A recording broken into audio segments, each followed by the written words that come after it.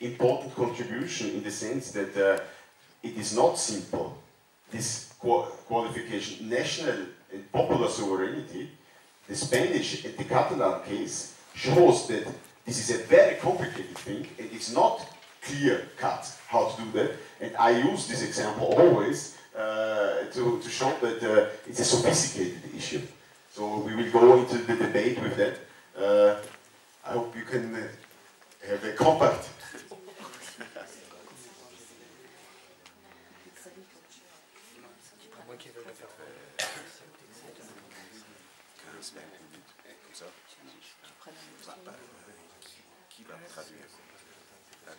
En italien.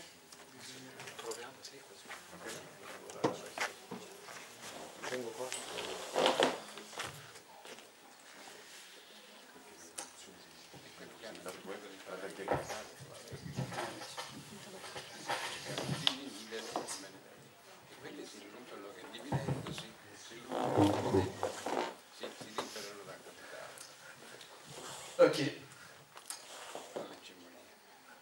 Moi, je vais repartir de la remarque de Willem au départ. Je pars du présupposé qu'ici, exceptionnellement, dans nos sociétés, nous sommes d'accord entre le lien entre souveraineté nationale et démocratie.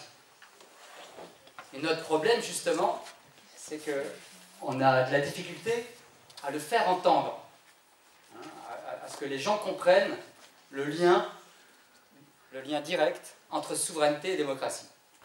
Allora, io provo di tradurre così, è un po' improvvisto, quindi non so se ci riuscirò, però proviamo.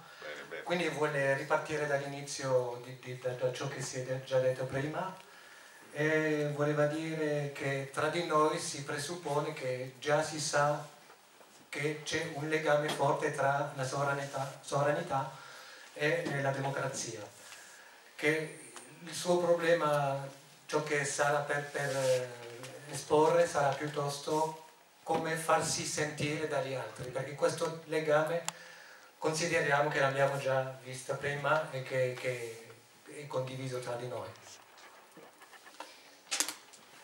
En fait, la première chose qu'on peut affirmer, c'est une analyse pratique, en fait, une analyse pratique historique.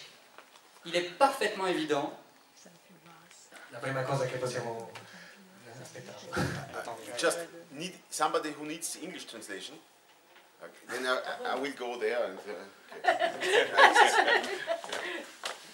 Qualcuno non ha bisogno può capire il francese, no?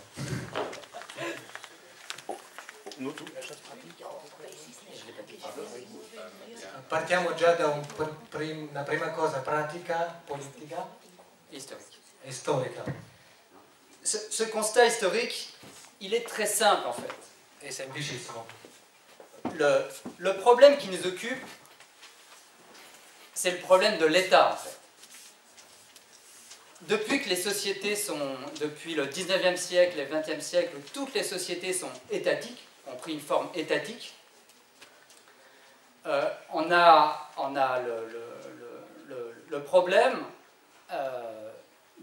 de qui a le pouvoir dans cet État entre une oligarchie et la majorité du peuple de cet État.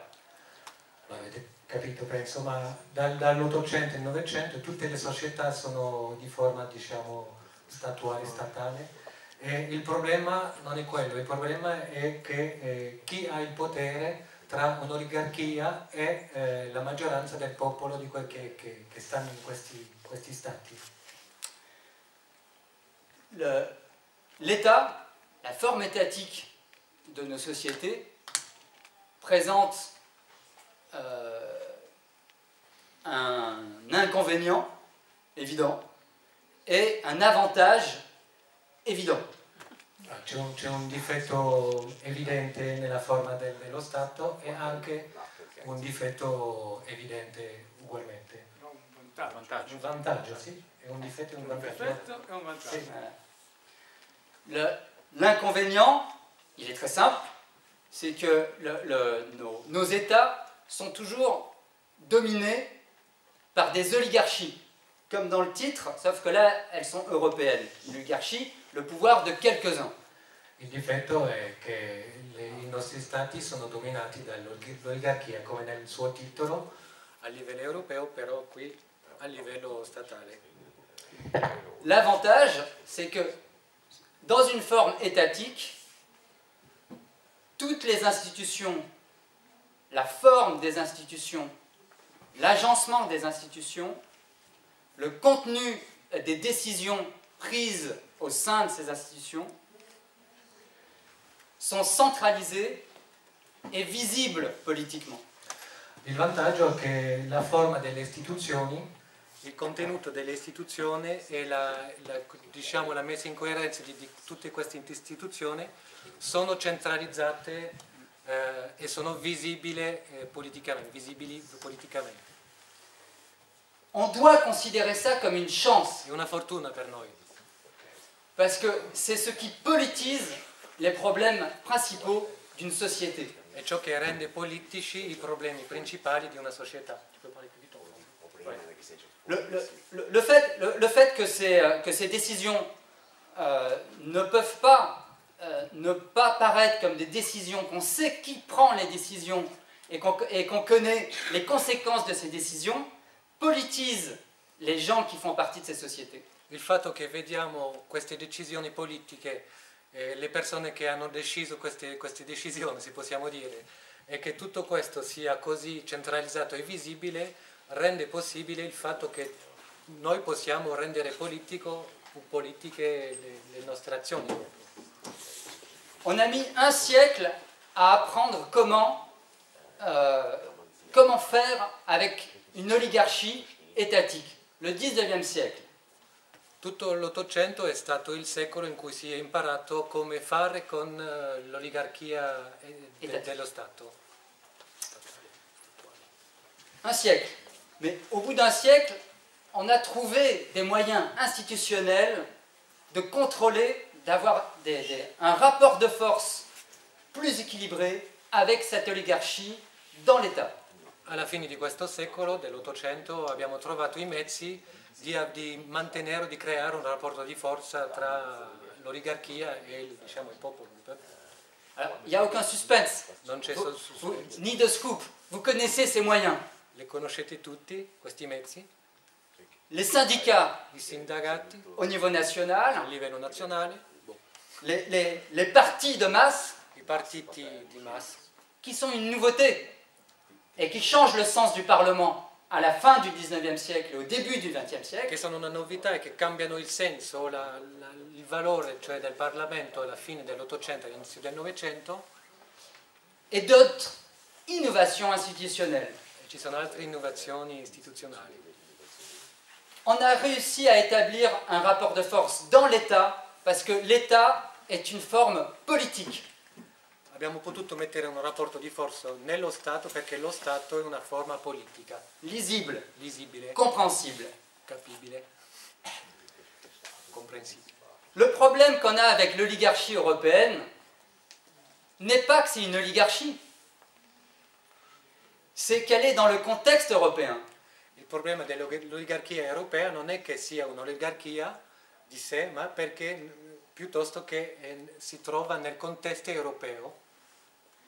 Parce que le projet de l'Union européenne n'est pas un projet politique dans un cadre politique. Il progetto dell'Unione Europea non è politico in un quaderno politico. C'est l'inverse. C'est l'inverse. È proprio il contrario. C'est le projet de supprimer le caractère politique des sociétés européennes. È il progetto di sopprimere il carattere politico delle società europee. Et ça, on ne sait pas quoi faire avec ça. E non sappiamo come gestire questa cosa. Les décisions ne sont pas identifiées. Les gens qui prennent les décisions, nous ne les connaissons pas. Le decisioni vengono da non sa dove e la gente che li prende queste decisioni non li conosciamo. Les institutions ne proviennent pas de l'accord d'un peuple européen qui n'existe pas. le decisioni non vengono dall'accordo, diciamo, dal consenso di un popolo europeo che comunque non esiste.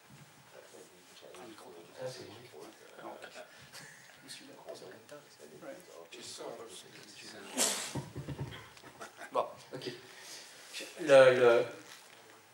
Le projet néolibéral, la mondialisation néolibérale, son vrai projet stratégique, c'est de supprimer le caractère politique des sociétés. Il vero progetto neoliberale del neoliberalismo è di distruggere il carattere politico delle società. Ce qui caractérise la politique dans une société, c'est que les gens peuvent peser sur la forme des institutions et peuvent peser sur les lois, les normes collectives contraignantes. C'est ça qui fait qu'une société est politique. Una società è politica quando la gente è in misura di porre un peso sulle decisioni, sulle norme, sulle leggi. È questo che fa di una società politica. Quels ont été les trois piliers de la mondialisation néolibérale et de l'Union européenne qui sont chefs-d'œuvre institutionnels? I tre pali della mondializzazione neoliberale e dell'Unione Europea, che sarebbe il capolavoro del neoliberalismo, sono ces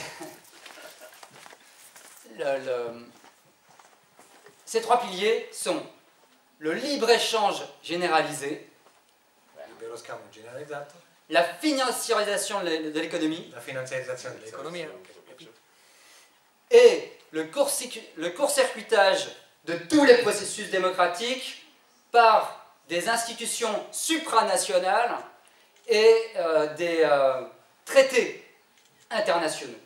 e il circuito della democrazia con delle istituzioni sopranazionali e dei trattati internazionali, sopranazionali. Et c'est le cœur des institutions européennes. È proprio il cuore delle istituzioni europee. Là, on n'a pas le temps, mais il serait facile de décrire en quoi ces trois piliers ont les mêmes propriétés antipolitiques. Non abbiamo tempo, ma sarebbe facile dimostrare come questi tre pali hanno le stesse proprietà politiche. En un mot, le libre-échange. In una parola. Le libre-échange. On ne peut pas imposer des rapports de force dans une société sur des droits sociaux, sécuritaires, fiscaux, environnementaux. Non si può porre sul libero scambio, non si può porre un rapporto di forza su diritti sociali, fiscali, securitari, ambientali si ces produits sont en concurrence avec des sociétés qui n'ont pas les mêmes droits sociaux, salariaux, fiscaux, environnementaux, sécuritaires, fiscaux. Se queste cose sono in conflitto diretto con le stesse cose che sono considerate come prodotti in altre società dove non ci sono questi diritti di legge ambientali, eccetera, fiscali, eccetera. C'est pareil pour la financiarisation de l'économie. Si les marchés financiers contrôlent les budgets publics, vous ne pouvez pas prendre des décisions économiques qui contreviennent aux intérêts des marchés financiers si vos budgets publics dépendent des marchés financiers. C'est simple. Uguale per i mercati pubblici, avete capito, non si può controllare il suo budget se il budget è definito dai mercati, quelli liberi, cioè dei mercati finanziari. Et d'autres superbes propriétés. E altre magnifiche proprietà. Et le pire est dans les institutions, dans le projet institutionnel néolibéral. Il peggio nell'istituzione propria del progetto neoliberale europeo. On a tous remarqué quel était le processus institutionnel préféré de la mondialisation néolibérale. Abbiamo tutti notato qual era il processo preferito della mondializzazione neoliberale. Ce sont les traités internationaux. I cosiddetti trattati internazionali. La propriété d'un traité international, politiquement, La sua proprietà politica di un trattato c'est que internazionale. une fois que vous avez fait des négociations complexes, multilatérales, que ça a été signé, que ça a été ratifié, Fatte le negoziazioni complete, complesse, internazionali, eccetera, multilaterali, una volta che il trattato è firmato e ratificato, son contenu contraignant il contenuto vincolante del trattato n'est plus dépendant des majorités électorales de chaque pays qui a ratifié le traité. non dipende più dalla maggioranza elettorale del paese che ha ratificato il trattato. C'est incompatible avec la politique. È incompatibile con la politica stessa. Il n'est pas normal que l'économie fasse partie des traités internationaux. Non è normale che l'economia faccia parte dei trattati internazionali. Il est normal qu'il y ait de la coopération, évidemment, internationale au niveau économique et qu'il y ait des accords bilatéraux. Ovviamente ci sono accordi bilaterali e della cooperazione internazionale economica tra più paesi. Il est anormal de fixer pour des années, des décennies, des orientations économiques qui doivent dépendre des citoyens. Ma non è normale che queste decisioni siano così scelte per decenni, anni, decenni, che normalmente queste decisioni dipendono dai cittadini. Dans des traités qui sont mécaniquement soustraits des processus démocratiques. In trattati che sono meccanicamente tratti dai processi democratici. Voilà, on ne doit pas l'accepter en fait. Non dobbiamo accettare sta cosa. Et les institutions européennes qui dérivent d'une succession de traités internationaux néolibéraux Le istituzioni europee, come si sa, vengono da più trattati internazionali neoliberali, ont été conçues pour n'avoir le droit que d'appliquer ces traités. sono state concepite per solo avere il diritto di applicare questi trattati. Il n'y a aucun rapport avec une organisation étatique. Non c'è nessun rapporto con qualsiasi cosa statale o di Stato.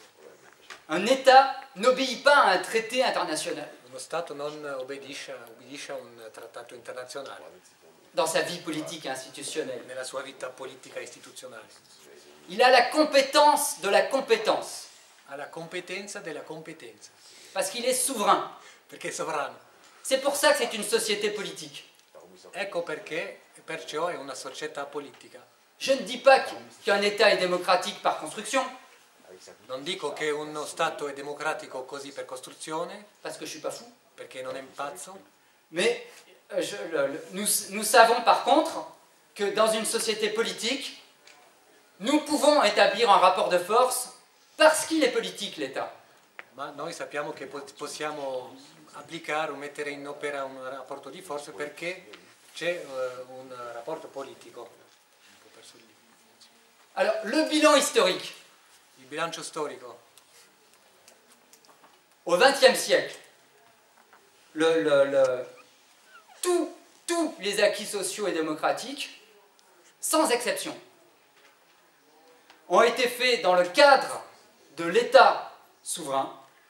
Nel Novecento tutti i diritti democratici, societali, eccetera, senza eccezioni, sono stati fatti nello Stato democratico, nella sovranità dello Stato sovrano, diciamo, scusate. Et dans le cadre supranational que nous connaissons depuis 30-40 ans, zéro acquis social et démocratique. E nell'ambito sopranazionale che conosciamo da 30-40 anni, niente diritto sociale democratico chi, non so come si dice, a chi.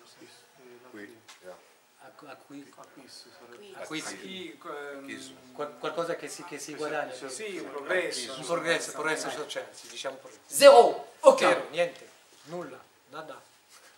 Pire, Peggio. une déconstruction continue de tous les acquis sociaux précédents. Una decostruzione al contrario perpetuale di tutti i progressi già conquistati prima. Est-ce que ce bilan est difficile à comprendre? Il est complexe? È difficile da capire questo bilancio? Facilissimo. Un enfant de 13 ans, de 10 ans, de 7 ans Un le ragazzo comprend. di 7 anni lo capisce. Alors, maintenant, le problème Perciò ci vogliono dare de la souveraineté nationale. Ora il problema della sovranità nazionale.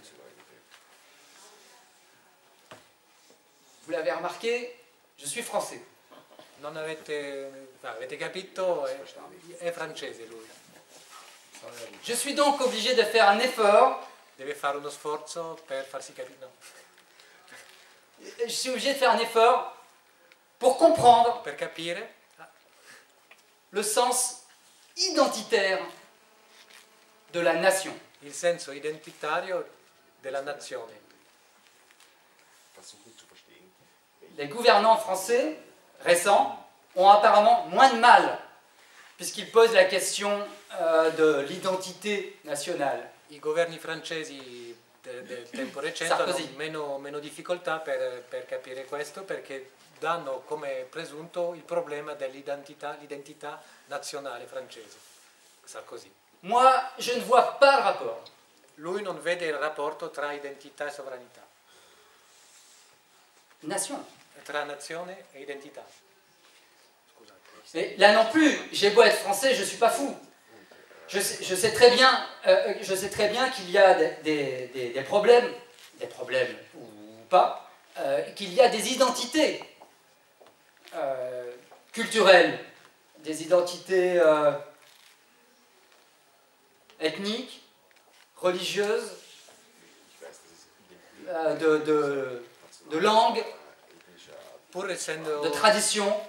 pur essendo francese non è completamente pazzo e vede bene che ci sono dei problemi, comunque delle cose, delle identità culturali, etniche, di religione, di lingua, di tradizione, eccetera.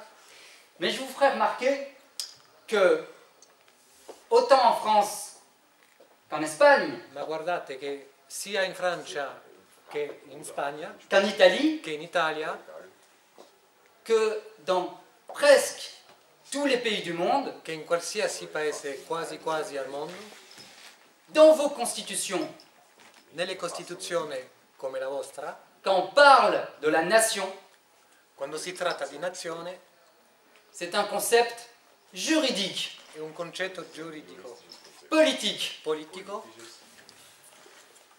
Et qu'est-ce que c'est? cioè Ce concept est directement en rapport avec le problème de la souveraineté de l'État. è direttamente a mettere in rapporto con la sovranità dello Stato. Puisque les États sont politiques, Poiché gli Stati sono politici, ils sont obligés de répondre de la logique, de leur légitimité, les principes qui fondent leur pouvoir. devono rispondere della loro legittimità, dei principi che fondano i loro poteri. Or, il n'y a jamais eu que deux principes de légitimité pour savoir quelle est l'identité du souverain dans un État. E sono solo due, si sa che sono solo due i principi per capire oh, mi sono perso. Il n'y a que deux principes de légitimité di legittimità pour décrire l'identité de celui qui détient la souveraineté dans l'État. per descrivere l'identità di quello che tiene la sovranità nello Stato. Le principe monarchique La monarchia et le principe populaire. e il principio popolare. Et pourquoi on parle de nation depuis 2 siècles? Perché si parla di nazione da 2 secoli? Parce que le nom juridique, politique, pour décrire le principe de légitimité de qui détient la souveraineté dans l'État, c'est le mot nation. Au sens juridique et politique, c'est-à-dire au sens universel. Cioè la parola nazione vale a dire la parola che abbiamo per descrivere questo sempre principio di legittimità di chi può avere la sovranità in uno Stato. Riformuliamo se vuoi, on va essayer de reformuler ça. La nation, c'est le mot pour dire? Pour qualifier? Sì, per qualificare. Chi détient cette souveraineté? Sì, chi ha la sovranità? Non so se avete capito, mi dite perché. Et au départ, il n'y a pas de différence entre souveraineté populaire et souveraineté nationale. Sin dall'inizio non c'è una differenza tra sovranità popolare e sovranità nazionale.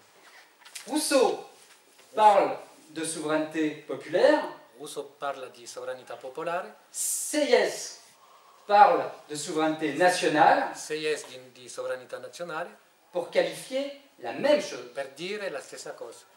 À savoir que c'est le peuple de l'État, e il popolo dello Stato, la communauté des citoyens, la comunità dei cittadini, qui seul détient la souveraineté de l'État. Che sola tiene la sovranità dello Stato. C'est une notion politique. Universelle, pourquoi? Pas parce que ça concerne tout le monde sur la planète entière. È una nozione politica, ma anche universale. Perché? Non perché può applicarsi a tutti gli uomini sul pianeta. Universelle parce que elle ne fait pas de différence entre les citoyens. Ma perché non crea delle differenze tra i vari cittadini. Quelle que soit leur langue, leur religion, leur origine géographique, leur croyance, la loro lingua, religione, origine geografica, credenza, leur identité, identità, lingua, ils sont citoyens, membres collectivement du corps politique de l'État et détenant collectivement la souveraineté de l'État. Sono cittadini che fanno corpo con lo Stato e che hanno tutti insieme la sovranità dello Stato. Vous savez d'où vient la théorie du nationalisme? La teoria del nazionalismo, sapete da dove viene?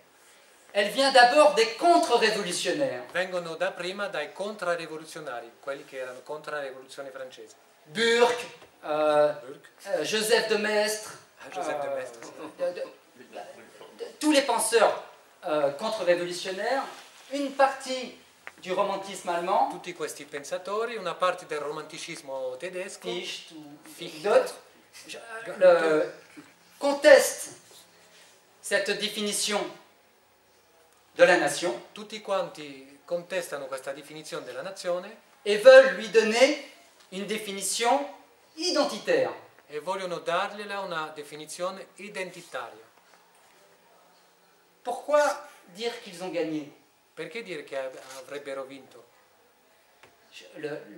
S'ils ont gagné, nous perdons. Se vincono, noi abbiamo perso. Comment expliquer aux Catalans? En France, nous avons aussi des Catalans. Nous avons des Basques. Nous sommes très riches. Nous avons également des Basques. Nous avons des Bretons. Nous avons des Corses. Nous avons des Alsaciens. Des Ardéchois. Des Ardéchois. Il y en a deux. Nous avons des Bourguignons. In Francia siamo ricchi anche noi di identità, cioè geografiche piccole. Des Auvergnats. Bretagni, eccetera. Il ne faut pas croire que nous sommes également très différents des Italiens. Non siamo molto diversi da voi o degli spagnoli. Les Italiens. Des Italiens. Il y a peu de temps, quelqu'un de Naples ne comprenait pas ce que disait un Milanais. Poco fa un napoletano non capiva cosa diceva un milanese, ormai è il contrario. Et le Milanais ne comprenait pas ce que disait le Napolitain. Sempre.